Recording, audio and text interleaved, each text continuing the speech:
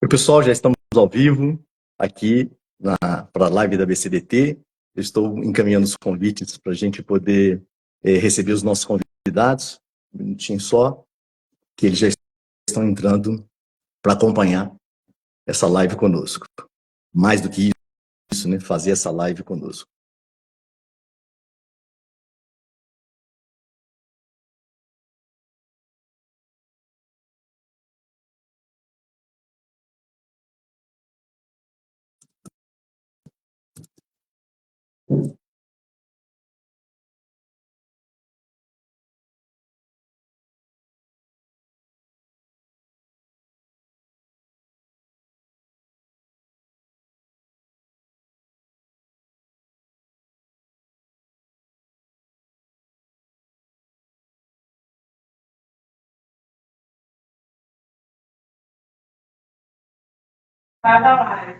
Bom dia, André. Oi, Léo, bom dia. Eu já estou caminhando. Ouvindo bem? Estou te ouvindo muito bem. Tá, então não vou nem botar fone de ouvido, tá? Tá, não, tá, o som tá muito bom. Deixa eu só encaminhar o convite para o Acácio aqui. Tá.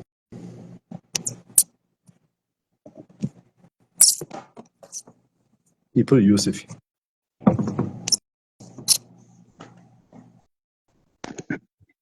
Acácio. Bom dia. Bom dia, Cássio.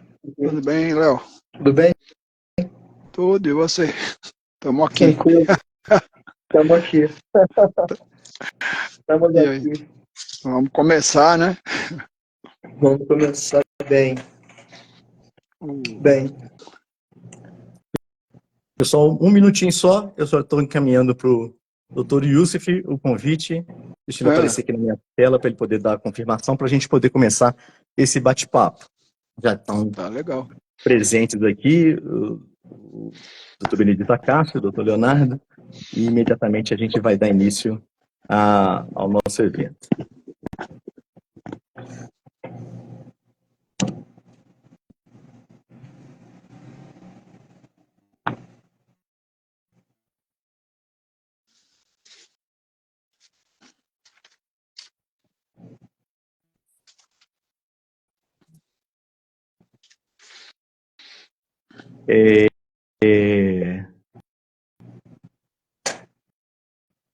Eu vou pedir a Natália para poder... A Natália que tem me auxiliado, ela também está... O Youssef está fora do Instagram ainda, Natália. Dá uma olhadinha para mim, por gentileza. Só para a gente poder não atrasar essa conversa com o pessoal aqui.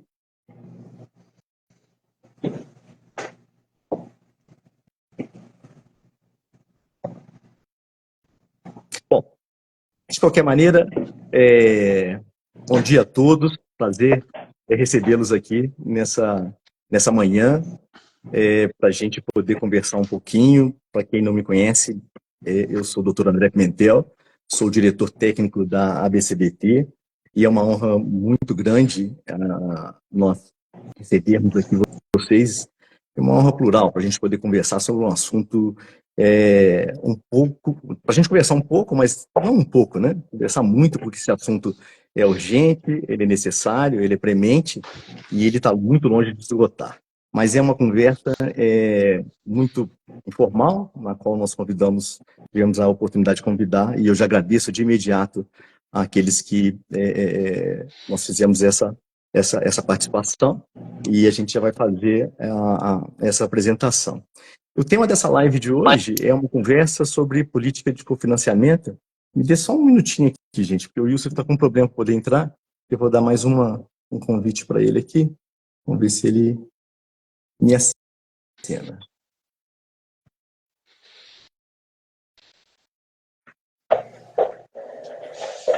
Não, vamos lá. Então, olha só.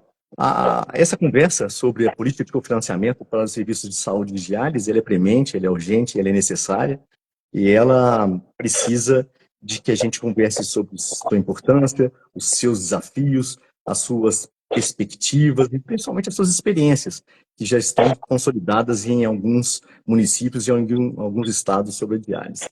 De imediato, eu gostaria de agradecer a vocês, a presença de vocês e a oportunidade de estar aqui conosco, mas fazer uma citação de um colega nefrologista de Brasília, o Gilson Palhares, que ele, abre aspas, ele fala, falar de cuidado de pessoas vulneráveis e suscetíveis é falar e lembrar de doença renal. Então, é por esta e por outras bandeiras que a ABCDT, a Associação Brasileira do Centro de Diálise e Transplante, ela tem trilhado e perseverado em busca dessa causa, que é muito cara para a ABCDT, na atenção e na assistência aos pacientes com doença renal, em toda a sua linha de assistência. E o cofinanciamento é uma dessas principais bandeiras que a ABCDT incorporou, e ela tem por que ela tem buscado isso? Porque o cofinanciamento, ele contribui sobremaneira para a melhoria da qualidade da assistência dos pacientes renais e também a sustentabilidade das clínicas em prover esse tratamento para todos, tá? Mas vamos lá, a gente está recebendo aqui nesse espaço pessoas muito importantes, lembrando que este é um projeto da ABCDT através do ABCDT Educa, que é um projeto de educação continuada e permanente da ABCDT, e que visa desenvolver ações que facilitem a representatividade da ABCDT junto aos seus associados e as pessoas que têm interesse nesse assunto. Então, aqui nós estamos recebendo o doutor Leonardo Barberis, que é o vice-presidente da ABCDT, e o nosso convidado especial, que é o doutor Benedito Acácio, que é o secretário executivo de regulação, monitoramento, avaliação e parcerias do município do estado de São Paulo.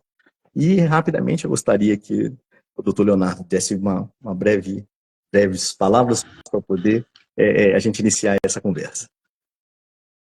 Doutor Leonardo. Bom dia a todos. Discutir com financiamento para a gente é uma discussão que já se alonga por mais de 7 anos, desde quando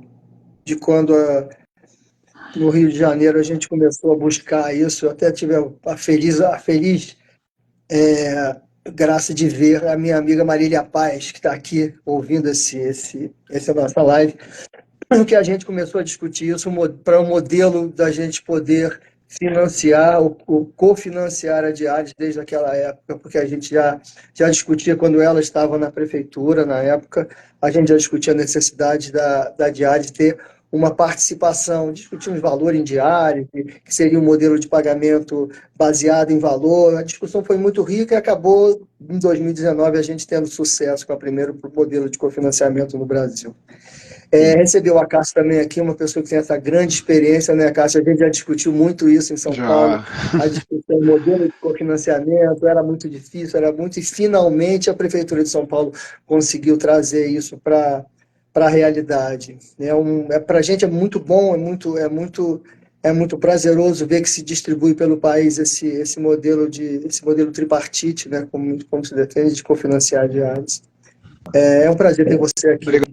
Rodrigo, muito obrigado. Cássio, por favor. Aí eu gostaria de convidar também então, o doutor Benedito Acácio. O doutor Yusuf me parece que já está quase entrando, e assim que ele aparecer na nossa tela, eu chamo ele para poder compartilhar junto conosco, junto a nós. Então, boas-vindas ao doutor Benedito Acácio, um agradecimento especial da ABCDT em atender o nosso convite. É um prazer recebê-lo para essa manhã, para a gente poder conversar sobre esse assunto. Boas-vindas. Bom dia a todos. Eu que agradeço a ABCDT pelo convite, né, de participar dessa live e ter a oportunidade de mostrar um pouco a experiência da Secretaria Municipal de Saúde do município de São Paulo, né, de como nós chegamos, qual foi o fluxo de trabalho para a gente fazer com que a política de cofinanciamento desse certo. Logo a seguir, eu vou falar um pouco como que a gente chegou nos valores, como é que a gente fez e como é que está hoje a situação da fila de espera do município, né, em relação ao início de tratamento da diálise. Mas, mais uma vez, eu agradeço muito pela participação, espero que a gente tenha a oportunidade de apresentar aí o que nós estamos fazendo aqui. Muito obrigado. Tá, joia. Muito obrigado, Cássio. Eu vou aproveitar até o seu gancho e vou pedir a licença a todos que você abra essa conversa, tá? Para você compartilhar conosco quais foram os principais desafios enfrentados na implantação da política de cofinanciamento e, principalmente, como é que ela se desenvolveu no estado de São Paulo. Como é que você conta essa história para a gente Vamos poder lá. já abrir essa conversa. Então, como o Léo já comentou, a gente vem conversando sobre esse assunto há pelo menos uns 3 anos, não é, Léo? E a gente tentou por outras vias, não dava certo. Um dos grandes entraves é porque o município de São Paulo tem 30 clínicas contratadas e são todas privadas, tá? E a maior parte é privada com fins lucrativos. Então, isso dificulta muito, junto ao Tribunal de Contas, ao controle externo, de como você vai passar um dinheiro próprio do município para ajudar no financiamento de um procedimento SUS, tá? Então, a grande queixa dos prestadores era o valor insuficiente e a diminuição da oferta de vagas, mesmo tendo um contrato assinado em que você tem um X de vagas que você não poderia contar porque, por problema financeiro, não era possível bancar. E isso a gente teve um aumento da fila de espera no nosso disque diálise do município. Mais para frente eu vou até falar como estava em dezembro e como que está hoje. E, mais uma vez, falar da tabela SUS, né, o que ela repassa é insuficiente para bancar o custo mínimo de uma sessão de diálise. Tá? Só para vocês terem uma ideia, a gente tem por demanda, aqui no município são 6 coordenadorias, né? Nós tínhamos em dezembro, quando a gente começou a estudar, 266 pacientes na fila de espera para tratamento inicial de diálise. Em março, eu peguei o dado dia 31 de março, nós já estamos com 168 pacientes. Isso é fruto da política de cofinanciamento, com certeza. Tá? Agora que a gente já começou a fazer os repasses, já está tudo funcionando normalmente, a gente acredita que até junho, no máximo, isso daí está praticamente zerado. Tá? Deixa eu ver aqui que são dados, eu preciso olhar aqui para não errar. Sem problema, fica tranquilo. A gente fez uma composição de custos baseada na informação das próprias clínicas. Qual que era o real custo da clínica para a gente poder estudar o que eu ia repassar como complemento. Tá? As clínicas apresentaram, a gente compilou e deu em torno de R$300. Tá? Isso colocando todo o custo de uma sessão de diálise. Sendo que a tabela SUS repassava R$240. Então, de cara, você tinha um déficit de R$60 por sessão de diálise por paciente. E o mercado, a gente fez uma pesquisa de mercado junto a medicinas de grupo, outras, né? E a média era R$377 no privado. Então, você pega o que o SUS pagava e o que o privado pagava, dava uma diferença aí de R$136. Tá? Então, a partir daí, a gente começou a discutir quanto que nós vamos fazer de repasse. Na hemodiálise, a gente, SUS 240, a nossa proposta foi pagar 370, isso daria uma diferença aí de quase R$70. Nós, inclusive, também a hemodiálise com sorologia positiva, que de 325, que é o que o SUS paga, nós passamos para 385, então dá uma diferença de R$59. E incluímos também a hemodiálise pediátrica, que era um dos grandes nós nossos, que as clínicas não têm interesse em fazer um paciente diferente, um tempo de diálise diferente. Nós passamos de 363, que era o que o SUS paga pela tabela, para 443, o que dá uma diferença aí de R$79. Em média, foi um reajuste de 30%. Aí a gente tinha que ter uma certa estratégia para enfrentar isso. Como é que a gente ia fazer? Quer dizer, eu preciso que os serviços me disponibilizem mais vagas. Tá? Eu tenho o contrato, eles disponibilizam dentro da possibilidade, então eu queria que eles me disponibilizassem mais. Né? O município de São Paulo hoje tem em torno de uma realização média aí de 7.000 sessões pacientes por mês. Tá? E eu tenho contratado 7.500. Isso vem aumentando de janeiro para cá, a gente está reduzindo essa diferença, eu acredito que mais algum tempo a gente consiga, né, fazer. E mesmo para subsidiar o aumento da quantidade que eu estou contratando perante os órgãos de controle interno, Ministério Público, TCM, né, o Tribunal de Contas do município. E, deixa eu ver aqui. Outra coisa que levou em conta o nosso estudo era aquele paciente internado apenas para fazer diálise. Ele já poderia estar numa clínica ambulatorial, mas eu não tenho vaga, ele fica no hospital. Tá? Isso, Então, Cássio, isso é um custo muito elevado e exatamente. relevante dentro da planilha de custo de repasse do Ministério, porque é um paciente ambulatorial que está sendo atendido em unidade hospitalar, não é isso? Ele está ocupando um leito que poderia ser usado para outra coisa. Ele simplesmente está lá para fazer a sessão de diálise. Inclusive ser ocupado por retaguarda dos pacientes que, por algum momento, tem alguma intercorrência dentro da diálise e precisam desse leito. Diálise, né? Exatamente. Então, mas nós temos, por exemplo, a sessão ambulatorial era R$240, como eu falei, na tabela SUS. O custo nosso, do município de São Paulo, para uma sessão de diálise no ambiente hospitalar é de R$3.130. Então, você tem a sessão de diálise contratada, que aí é um terceiro que faz a diálise no hospital, R$630 por sessão, e você tem o custo da oportunidade do leito. Aquele leito está ocupado por um paciente. Esse custo do leito nós calculamos em R$2.500. Então, se você somar tudo que eu gasto com um paciente internado no hospital, dá R$2.889. Tá? Então, você joga aí que é uma diálise realizada no hospital, enquanto eu não tenho vaga ambulatorial, está em torno de R$2.900. Isso é um custo alto para você manter um paciente que não deveria estar no hospital. Sim. Tá? Muito importante isso, viu? Isso é muito. Isso foi o que embasou a gente, até como justificativa também de finalizar esse cofinanciamento e colocar publicar, né? Fazer a portaria, publicar o mais rápido possível. Sim. Nós tínhamos em novembro, quando a gente finalizou a portaria e foi para a publicação, nós tínhamos 134 pacientes internados só para fazer diálise. Hoje, nós temos, dia 1º de abril, que a gente pegou o levantamento, nós estamos com 54 pacientes. Tá? Muito bom. Então, você vê, 3 meses aí, como você teve uma queda daquele paciente que está lá só para internar. E muitas vezes o paciente está no hospital, gasta hotelaria, leito, alimentação, aí ele vai, faz a diálise, volta para a cama e fica lá sem fazer nada. Tá? Aproveitando, Cássio, só um adendo, primeiro agradecendo a presença de várias pessoas aqui na live hoje, tá o Arthur Neto, tem o grupo IFD, várias pessoas aqui que são grandes apoiadores da causa da diálise, eu agradeço a presença e também dos outros que estão aqui, e chama a atenção na sua fala a importância da gente poder, ao mesmo tempo, criar acesso aos pacientes para diálise, inclusive esse foi um dos motes da campanha do Dia Mundial do Rim, né? Tratamento para todos, né?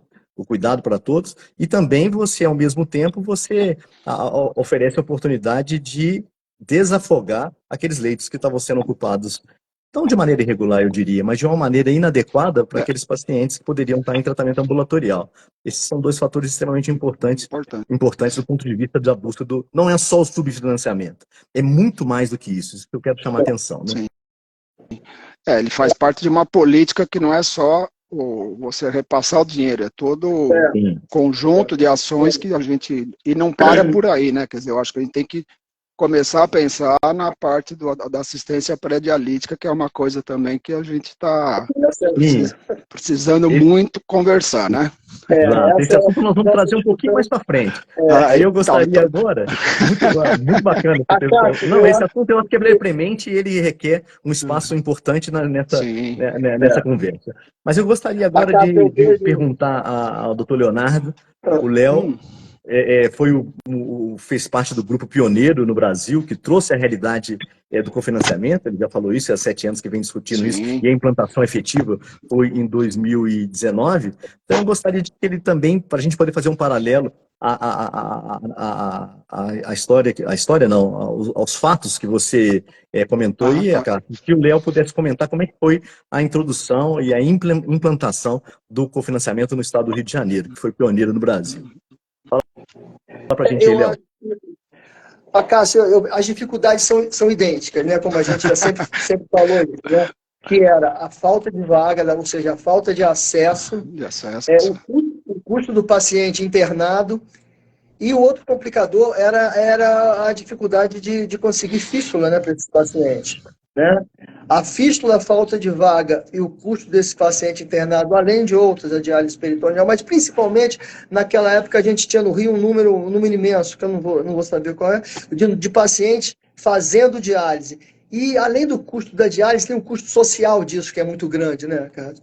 O custo do paciente internado só para fazer diálise, ele acaba se sentindo que não tenha os mesmos direitos de outros pacientes. Ele vai, alguns hospitais, fazia diálise em um ambiente ambulatorial, ou seja, ele fazia no pronto-socorro e ia para casa.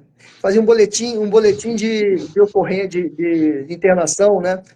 Então, esse foi um dos grandes, uma das grandes, acho que foi um dos grandes estimuladores a gente a buscar um modelo que pudesse dar equidade a esse paciente, ao mesmo que os pacientes do sistema de saúde suplementar tinham, né?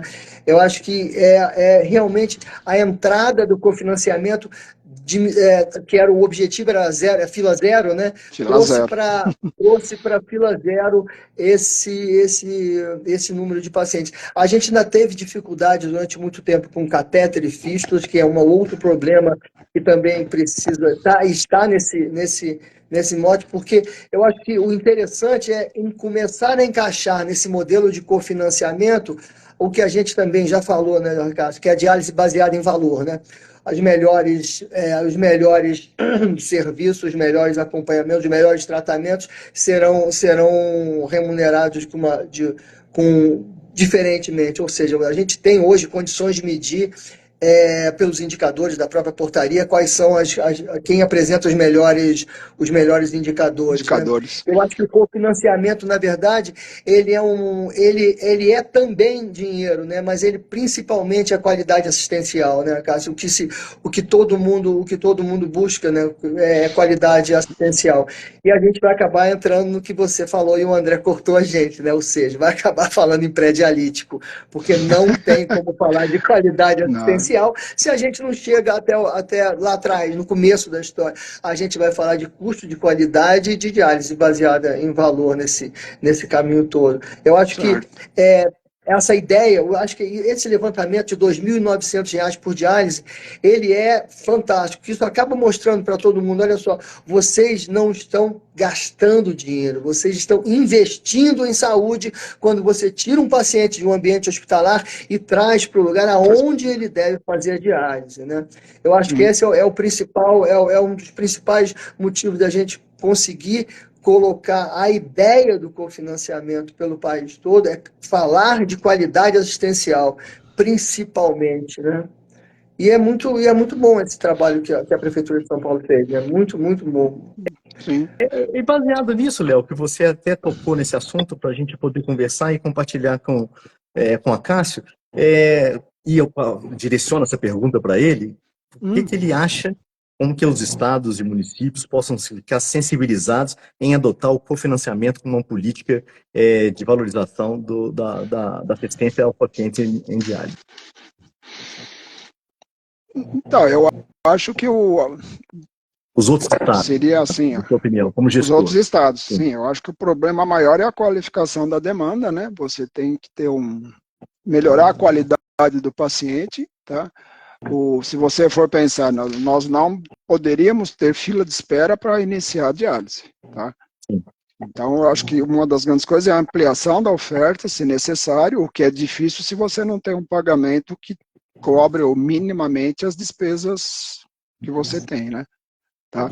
E acabar com o tempo de espera. Eu acho que o cofinanciamento, só nesses 3 meses, a gente já teve uma redução do tempo de espera, e São Paulo tem um volume muito grande, toda a solicitação para início de tratamento é feita pelo município, né, independente da gestão dos hospitais, e se você for levar a mesma parte de custo, quer dizer, você pagar R$ 2.900 por um paciente, uma diária de um paciente que está no hospital só para fazer diálise, é aquilo que o Léo falou, muitas vezes ele entrava pelo pronto-socorro para fazer.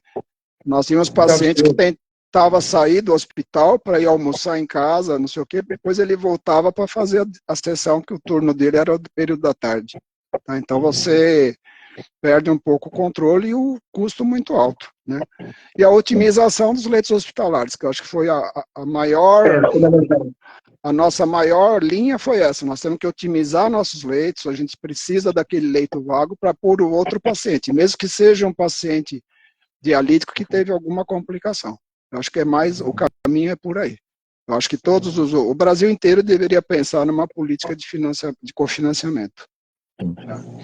E dando suporte para isso, a gente precisa também celebrar os estados que já praticam o cofinanciamento, seja o Rio de Janeiro, já foi falado, o Léo já apresentou a história do Rio de Janeiro de 2019, mas o Amazonas está praticando o cofinanciamento, o estado da Bahia, que tem representante também da BZDT, o Ceará está muito bem encaminhado, o Distrito Federal também já pratica o cofinanciamento, Goiás está em processo de encaminhamento, Minas Gerais ofereceu um valor bruto para ser distribuído ao longo de um ano. O estado agora mais recente, né? Mato Grosso e Mato Grosso do Sul também foram estados que adotaram o cofinanciamento. Pernambuco está em encaminhamento. Paraná foi também distribuído um valor não propriamente linkado ao procedimento em si, mas para distribuir entre as clínicas, e obviamente o estado do Rio de Janeiro.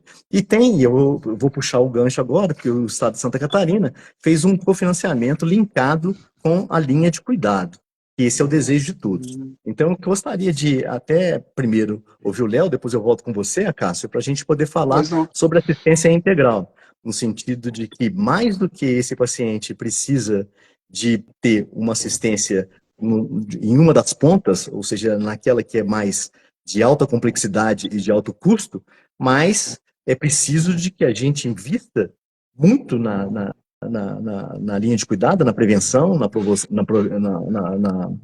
promoção e no cuidado, e também na reabilitação daqueles pacientes, provendo a assistência muito parecida com aquela que já é ofertada para diálise e para transplante. Eu acho que se a gente quiser ter um equilíbrio entre aquilo que nós estamos fazendo em termos de atividade na diálise e aquilo que vai prover muito melhor assistência ao paciente, é o diagnóstico precoce. Então, gostaria de ouvir o Léo. O Léo é um grande defensor da linha de cuidado, assim como todos nós. Como é que é o pensamento dele sobre isso? E depois eu quero ouvir o Acarte. Eu sempre falei, né, que a clínica de diálise ela tem que ser, na verdade, um centro de tratamento nefrológico, né? Ela, seguindo os modelos, o modelo dos centros de diagnóstico, que antigamente eram laboratórios separados de imagem, hoje em dia eles são um grande centro de diagnóstico. E é assim que eu tenho a ideia do modelo para as clínicas de diálise. É um centro de tratamento nefrológico que vai desde o pré-dialítico até o transplante, até o pré-transplante. Eu acho que passando por diálise peritoneal, ou seja, nós temos que ofertar todos os serviços. Obviamente, diálise pediátrica depende da demanda, mas a gente tem que ofertar todos os serviços, porque o paciente, pela própria o diagnóstico de 2014, aquela portaria do paciente renal crônico, das diretrizes clínicas, ele que tem o direito de escolher, ele não pode estar sendo obrigado a fazer um único tratamento. Pior ainda, quando chega para a gente, já chega com 3 catetas que foi passado, já tem doentes muito jovens sem acesso. E a diálise peritoneal não pode ser uma última opção. Na verdade, ela é uma opção, ela tem que ser ofertada a ele. Então, por isso eu defendo o centro a clínica de diálise como um centro de tratamento nefrológico. É um sonho, mas é uma forma da gente pegar esse paciente desde o pré-dialítico até a entrega para o transplante. E é possível, basta porque um pedaço já está cofinanciado. Cofinanciar ou dar um suporte para o pré-dialítico é muito simples, é muito fácil. Tem que se estabelecer, sim, um modelo mais simples de habilitar essas clínicas, né? Porque alguns estados a gente tem dificuldade da própria habilitação no 1506, né? No 1506, se não me engano, é o pré-dialítico. E tornar claro, né? Claro, eu acho que a clareza. O que é o pré-dialítico? O que é pago? Como é pago? É a PAC? Qual é o modelo? Então, eu acho que isso é o que tem que ser clareado para nós, né? Tem que ser não, as portarias não são tão transparentes como a gente imagina. O que a gente fica a nosso critério, o que não é nosso critério, o que a gente tem que fazer, como remunera exame, como remunera o médico, como remunera o multiprofissional. Então, eu acho que clareando isso aí, a gente consegue seguir no modelo de pré-dialítico e tornar realmente a clínica um centro de tratamento nefrológico, como é o sonho de grande. E terminar numa coisa que eu defendo, né, que é a diálise baseada em valor. Melhores performances, melhores Com certeza. Como é que você pensa sobre isso, Acácio? Então, até pegando o teu gancho, Léo, eu acho assim, a gente tem que ter uma atenção primária no município organizada para dar suporte no atendimento, principalmente dos hipertensos e diabéticos. Então, a nossa fase aqui no município de São Paulo, nós estamos discutindo com as coordenadorias regionais a organização desse atendimento, seja pelo PSF, aquele paciente que não adere a tratamento, o agente de saúde vai buscar ele. E a outra discussão é junto com as clínicas, como é que nós vamos fazer esse pré-dialítico, o link entre atenção primária e clínica. Hoje, se você levantar no município de São Paulo, você tem um índice alto de início de tratamento de diálise por problema que não foi bem tratado, a hipertensão e o diabetes. Tá? Então, começa por aí. Começa a linha de cuidado, né? É verdade. A linha de cuidado é a gente aqui defende muito isso, não só no paciente nefropata, como em todas as linhas. A oncologia, a gente está fazendo os contratos a complementar com o SUS, dentro da linha de cuidado. No nosso hospital municipal, que faz a parte de oncologia, esse paciente não vai lá, só faz uma parte e é devolvido para a rede. Entrou lá, é a linha de cuidado. Na hora que ele tiver alta, seja lá pela oncologia, o que for, ele volta para a rede básica. Tá? Agora, uma coisa que você falou que eu concordo é a demora para esse paciente chegar na clínica para iniciar o tratamento. Então, ele chega em condições, né, completamente desestabilizado. E isso complica o prognóstico dele e muitas vezes ele até perde a chance de poder fazer um transplante por falta de condições clínicas. Tá? Então, a minha ideia é outra coisa, a gente teria que dar um pouco mais de ênfase a diálise peritoneal. Eu acho que ela está meio esquecida. Tá? Eu não sei o que vocês pensam. Mas hoje ela não é mais aquela diálise peritoneal que o paciente ficou estigmatizado, que é problemática, não sei o quê. Então, daria também para ampliar um pouco mais a assistência àquele paciente que tiver interesse em aderir ao DPA. Tá? Esse é um assunto que eu gostaria de ouvir a opinião do Léo sobre isso, sobre as oportunidades de tratamento, é um leque de oportunidades de tratamento quando o paciente se vê necessário, primeiro, da opção dele de escolha, que é a autonomia, e segundo, qual que é a disponibilidade que a gente teria dessa oferta, desse leque de serviços para os pacientes no Brasil. Brasil, país continental, em que cabe a diálise peritoneal dentro de um contexto para poder dar uma assistência, um acesso àquelas pessoas que precisam e têm, e principalmente até para reduzir o esforço que muitos pacientes precisam cumprir 3 vezes por semana para poder se deslocar até uma unidade de hemodiálise para poder fazer o tratamento, quando ele não tem acesso à diálise peritoneal. Qual que é a sua opinião, Léo? Fala um pouco sobre isso, por favor. A questão da diálise peritoneal para a gente seria uma solução para o país desse tamanho, né? Ou seja, pacientes que a gente tem uma história pacientes que andam 200 quilômetros, 300 quilômetros para fazer diálise, 3 vezes por semana, ou seja, e não são poucos, né? A ideia de que a gente tinha que era só no Nordeste, no Ceará, no Norte, não.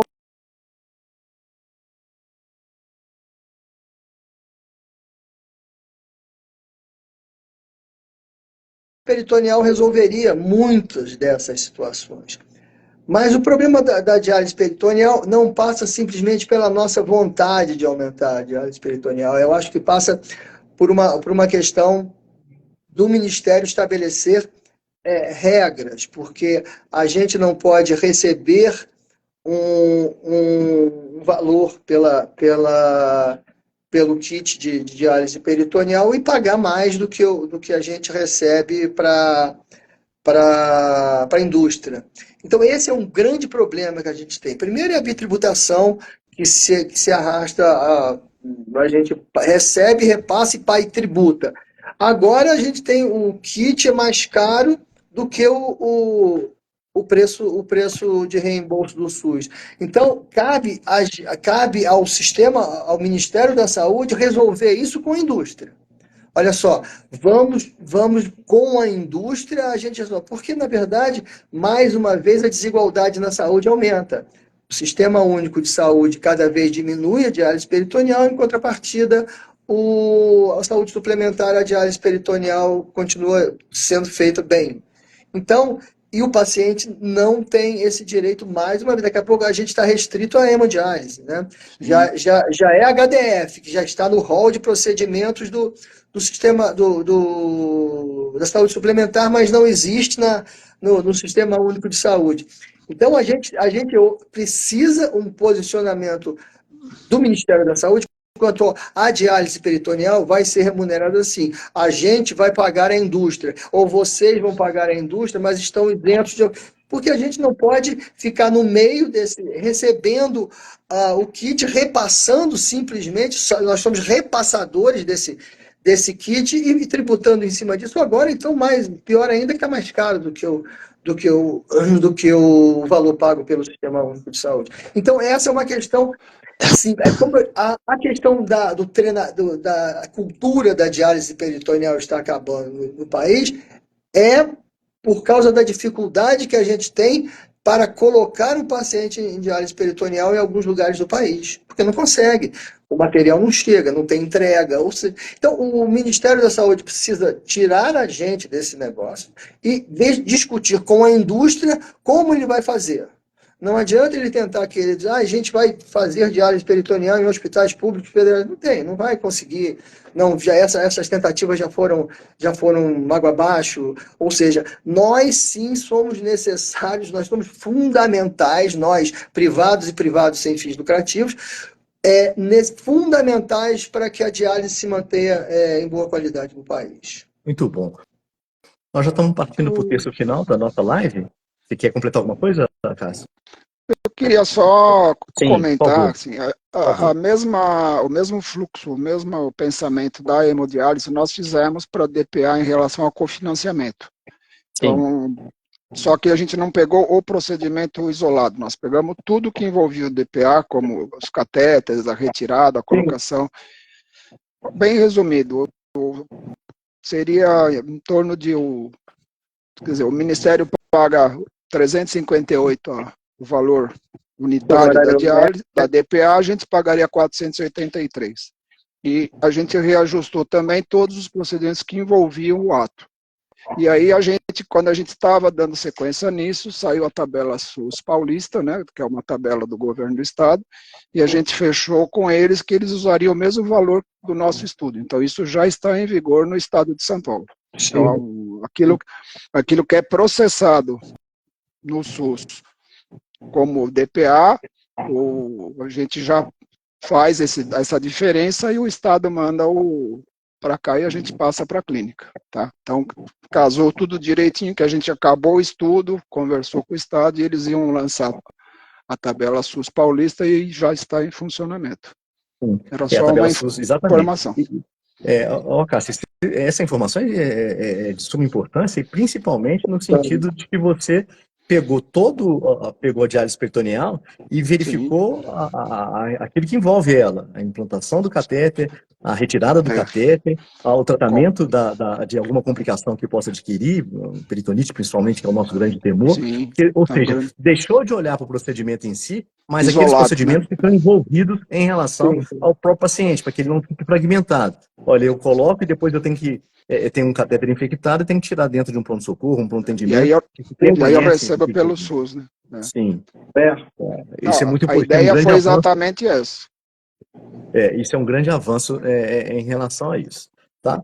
E E partindo desse pressuposto, Acácio, quais são os próximos passos, os próximos desafios, visto o resultado expressivo nos primeiros 90 dias que a implantação do cofinanciamento deu na redução do número de leitos e ofertando mais vagas disponíveis em São Paulo? Quais são os próximos passos, desafios que vocês esperam dentro do Estado para poder atender aos pacientes com doença renal? Agora a gente está na fase que a gente acertou os repasses, a maneira como repassa. Nós temos alguns prestadores, alguns contratos que o prestador tem algumas pendências financeiras, então eu não posso passar esse dinheiro, é outra força-tarefa aqui que a gente está fazendo com as clínicas, né? E qualquer dívida que ele tiver, que ele fique inscrito no cadastro do município, eu não posso repassar dinheiro para ele do complemento do cofinanciamento. E outra coisa é a gente começar, dentro de 60 dias no máximo, a trabalhar os indicadores de qualidade das clínicas, tá? Para a gente ver, não é só o dinheiro que eu estou passando, eu quero melhorar a qualidade da assistência prestada para o paciente. Então a gente vai, maio, junho, a gente vai começar a fazer como estava esse indicador o ano passado e como ele está no primeiro semestre de 2024. A proposta é essa. E a partir disso, há a ideia de fazer um incentivo baseado naqueles indicadores de melhor qualidade, com os indicadores que não são de boa qualidade? Sim, isso daí acho que é uma terceira etapa, né, desse processo aí, para a gente pensar que não é para punir, é tentar ajudar aquele que não está com um indicador bom, né, e por que ele está também assim, porque você está dando condições financeiras para ele se manter, então a partir daí você parte do pressuposto que ele tem condições de melhorar a qualidade da água, a instalação, né, tudo isso. Melhoria para quem faz bem e puxar para aqueles que ainda não estão fazendo tão bem, busquem esse tipo de qualificação. Tá, muito bom. Léo, eu queria abordar um tema muito rapidamente, como que nós temos vários grupos aqui, inclusive representantes de pacientes, de federações, de associações de pacientes e de clínicas, inclusive. Qual que seria o papel da sociedade civil e das entidades no intuito de conseguir e promover o cofinanciamento no Brasil como um todo? A gente já citou os números de estados que já fazem isso. Lembrando sempre de que a política de cofinanciamento, que é uma política tripartite, está dentro da lei, ou seja, ela é complementar àquilo que o Sistema Único provê. E as clínicas de diálise, que representam 85% das clínicas privadas de assistência à diálise, elas preenchem todos os critérios que são necessários para poder adotar o cofinanciamento. Então, qual que é o papel da sociedade e das entidades no sentido de a auxiliar e a incentivar as regiões e estados que não têm ainda o financiamento e estão buscando isso? Eu acho que as entidades, principalmente as de pacientes, a sociedade civil, têm o papel de exigir melhores qualidades assistenciais. Esse é o papel deles. Eu quero a melhor diálise para o meu filho, para o meu pai, para a minha mãe. Eu quero o melhor, porque ele tem direito. Ele tem tanto direito quanto o da saúde suplementar. Então, isso aí é a busca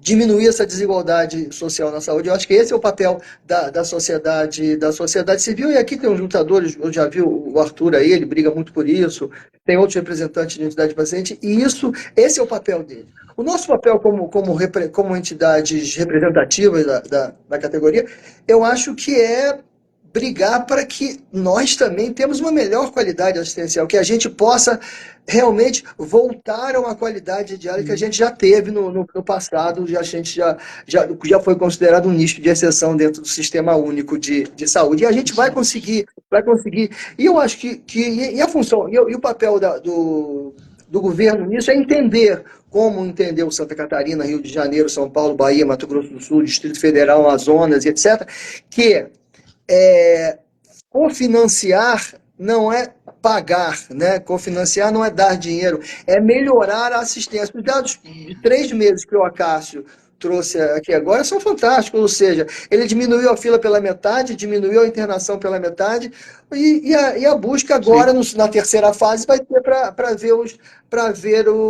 buscar os dados, de melhora de qualidade assistencial. Então, eu acho que o cofinanciamento é uma luta social, é uma luta de entidades por uma melhor qualidade assistencial. É uma luta que a gente já vem travando, né, há alguns anos, e quando a gente discute isso, todo mundo entende, todo mundo acata, todo mundo diz que é a melhor forma de poder tanto buscar um modelo diferente, né, caso que a gente discute alguma coisa baseada em valor, né? Valor. Porque o federal paga um pedaço e o município ou o estado complementam, já que são eles os agentes fiscalizadores da ponta, né? Eu acho que esse é uma forma positiva de conseguir melhorar a assistência. Isso eu também concordo plenamente com você. Voltando um pouquinho ao assunto, Cássio, apareceu aqui nos stories uma pergunta, e não sei se você já tinha listado sobre os incentivos que foram feitos no Estado, mas sobre a fístula, né? Ou seja, o acesso vascular é um grande desafio. É um grande desafio. É um grande desafio. E da mesma maneira com que foi pensado, ou seja, do que foi pensado sobre observar na diálise peritoneal do ponto de vista de você ter os procedimentos, observado todos os procedimentos, a fístula também requer isso. Avaliação inicial, com avaliação clínica com Doppler, depois a confecção do acesso, a manutenção desse acesso e, consequentemente, um ambulatório específico para isso, e, finalmente, o incentivo para o acesso. Como é que tem pensado o Estado de São Paulo sobre o acesso vascular? A fístula ela já está com valor diferenciado há 1 ano e meio, quase 2 anos. Então, a gente já pagava, através de uma parceria com o Estado, um valor diferenciado de fístula. E agora, na tabela SUS paulista, também entrou novamente e isso já está funcionando bem, já tem 1 ano e pouco. Então, a gente vai na mesma lógica da DPA, entendeu? Ah, tá. Sim, muito bom. A tabela paulista, então, ela reajusta o valor do acesso vascular. Sim. A tabela paulista, ela pegou a tabela SUS, né, a SIGTAP, e ela elencou o valor e não é fixo, 2 vezes a tabela, 3 vezes. É para cada procedimento dentro da defasagem que foi avaliada por nós e pelo Estado, eles passam a pagar o valor complementar, né? Então, isso já está publicado, tem no Diário Oficial.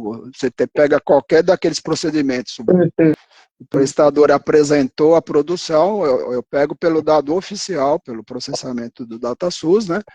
E no mês da competência seguinte, o Estado já repassa o dinheiro para nós. Sim, tá? Muito bom desenho. Há uma pergunta aqui, Léo, especificamente para a gente poder fazer o encerramento, sobre o cofinanciamento do Estado do Rio de Janeiro em 2024, já que é o seu território. Ser específica. Já foi publicada a portaria. Já foi publicada. Eu tenho a expectativa de sair, que eles estão perguntando aqui, a previsão. Publicada a portaria, segue-se até que chegue, né? Já foi publicada. Agora, em termos de pagamento e disso tudo, eu não tenho essa informação, mas que ela já foi publicada e ela vai continuar, já está certo. Todo ano a Comissão Bipartite se reúne e aprova o novo processo, e assim desde 19 que vem, ou seja, são 5 anos de cofinanciamento. Que é uma celebração, né, Léo? São 5 anos de cofinanciamento. Eu acho que, com algumas interrupções, é um processo que está sendo construído, que está sendo aprendido, tem a sua curva de aprendizagem já agora nesse 5º ano, já pode olhar para trás e verificar aquilo que foi bom e aquilo que talvez não tenha sido tão bom e precisa ser melhorado. Eu acho que é assim que a gente tem que trabalhar as políticas públicas e olhando sempre para trás o que está acontecendo e ir para frente, não é isso? Sim, sem dúvida. E eu acho que é a busca incessante da melhora. Eu estou repetitivo, mas é isso que eu penso: é a busca incessante da melhora da qualidade assistencial. Sim. E a diminuição da desigualdade social na saúde, ou seja, essa é a nossa luta, como empresas, como sociedade civil, como pacientes, é a nossa luta. Né? A luta é sempre por. E é o que a gente faz, né, Cássio? É o que a gente busca, né? Com É certeza. com todas as dificuldades que a gente enfrenta, com todas as dificuldades que a gente enfrenta, você pode ver que nesses 3 meses a evolução da qualidade, você vai ver que a evolução da qualidade assistencial vai ser muito melhor. Sim. Importante. Tem 2 perguntas aqui nos stories, só para a gente poder terminar. Uma diz respeito ao tratamento conservador, nós falamos sobre a linha de cuidado, e essa linha de cuidado também está sendo tratada por uma comissão especial no Ministério da Saúde, e que precisa sair, a linha de cuidado é de 2014, e ela precisa, e 2014, e ela precisa ser reescrita, atualizada, trazer uma série de problemas, e que foi um ganho, a gente não pode negar isso, de 2014, ela trouxe um ganho específico, um olhar bem diferenciado para assistência na atenção primária aos pacientes, mas ela está sendo reescrita agora, a gente já discutiu sobre esse assunto aqui, mas é unânime. Só não tem 3 pessoas aqui, mas eu tenho absoluta convicção de que aqueles que estão assistindo também são unânimes, que precisam da gente, é premente que a gente faça um investimento na assistência primária à saúde, retardando a progressão da doença renal. E hoje a gente tem ferramentas medicamentosas para poder fazer isso, que auxiliam bastante, coisa que a gente não tinha anteriormente. E a segunda é do grupo IPR, que pergunta sobre a grande dificuldade que nós temos em relação ao repasse. Né, para alguns estados tem muita dificuldade. O Léo já tinha mencionado isso, eu vou só dar há uma desigualdade em relação, alguns estados recebem em dia, alguns municípios recebem em dia, outros municípios não recebem em dia, há uma disparidade em relação a isso. De maneira muito frequente, a ABCDT tem buscado isso junto ao Ministério da Saúde para que tenha uma linearidade no repasse, obviamente, com todos os percalços que existem, existe o orçamento, existe o faturamento, existe o orçamento, o faturamento, auditoria e depois o repasse. Todas essas etapas precisam ser cumpridas para que atenda, a Cássia inclusive falou isso, atenda a demanda fiscal. Isso tem que ter transparência e legalidade. Então há uma disparidade muito grande no país como um todo e a gente tem tratado isso no âmbito da BCDT. Bom, muito boa conversa nossa aqui, acho que a gente esclareceu muito sobre esse assunto, pegou as experiências importantes. Infelizmente, o doutor Wilson não pôde participar, porque teve um problema lá, e eu gostaria de uma palavra final, principalmente do nosso convidado, o Acácio, de alento, de perspectiva, de futuro, o que vem por aí, como é que você gostaria de finalizar essa sua participação conosco aqui hoje, na qual eu agradeço de antemão. Então, eu acho que a gente iniciou o processo, não pode parar. A gente continua com algumas ações paralelas, por exemplo, uma das grandes queixas dos serviços de diálise era o atraso no pagamento, o atraso da liberação pelo Ministério.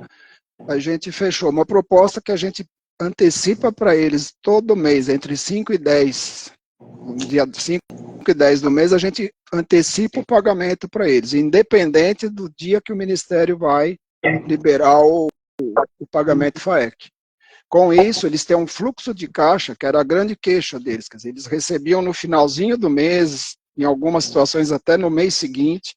Então, a gente antecipou o pagamento, entre o dia 5 e 8, a gente está tentando antecipar esse pagamento com recursos do Tesouro Municipal, e depois a gente faz o acerto de contas quando chega o dinheiro FAEC do Ministério.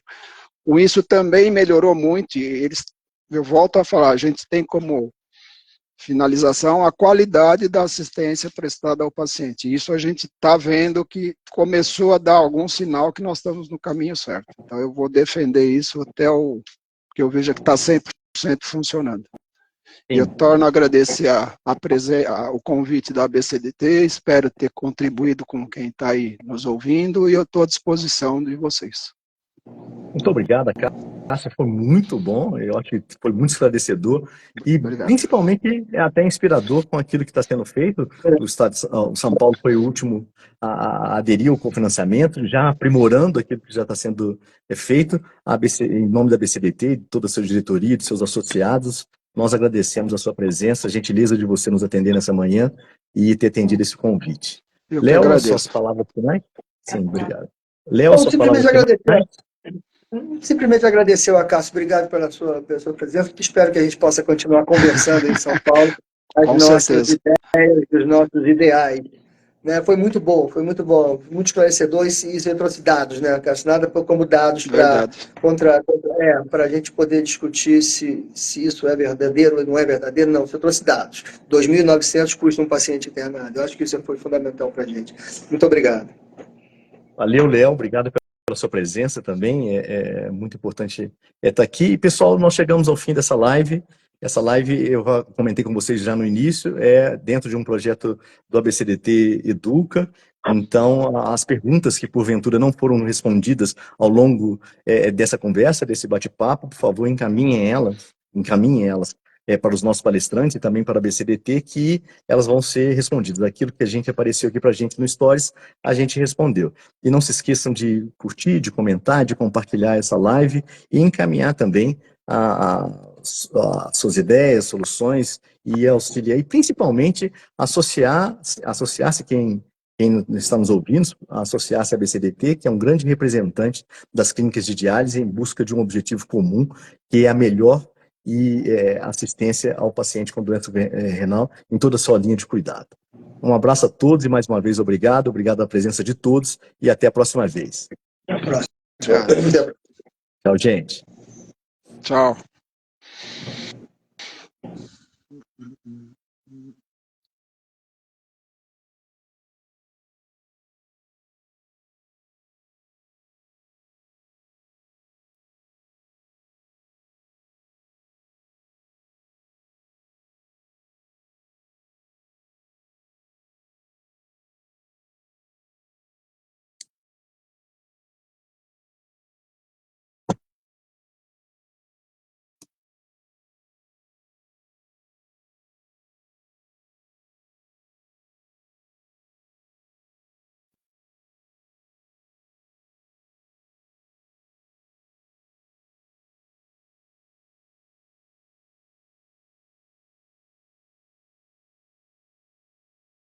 Oi.